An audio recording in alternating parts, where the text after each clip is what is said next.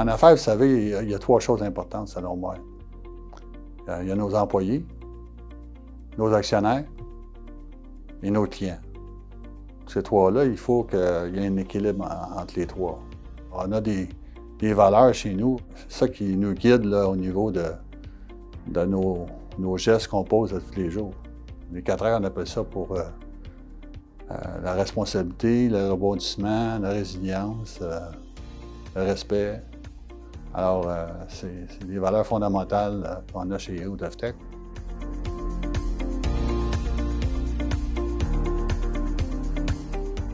À l'époque, on avait construit une entreprise basée sur 3 unités d'affaires. Évidemment, notre unité d'affaires Train-Atterrissage, qui était notre métier de base.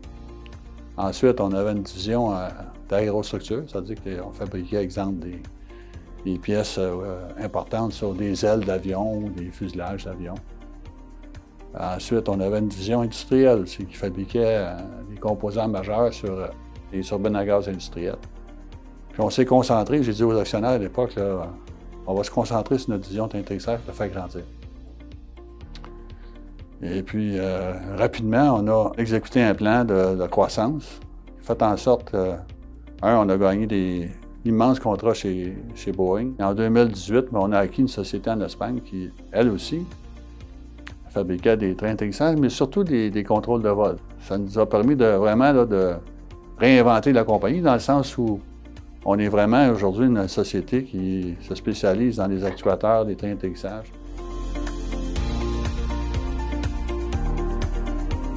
Bien, en fait, la première, c'est un peu quand j'ai démarré en 85 avec mon associé, M. Richer, quand on a acheté Héroux, la première acquisition. On a réussi ça, c'était Héroux, à l'époque, n'était pas une grande société. C'est une société qui faisait à peu près 12 millions de chiffre d'affaires. Le chiffre d'affaires est passé rapidement de 12 millions dans 3 ans à presque 50 millions de chiffre d'affaires.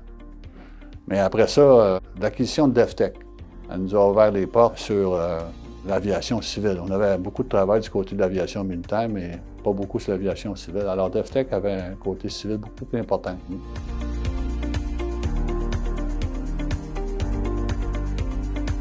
Quand on passe autant de temps dans ce milieu-là, on devient des passionnés des produits. À chaque fois qu'on gagne des contrats d'importance, gagner le 777, c'est comme un peu gagner la Coupe Stanley. De gagner ces mandats-là, puis de satisfaire les clients, développer de nouvelles relations d'affaires avec des clients, c'est très motivant, pas seulement pour moi et la direction, mais pour tous nos employés.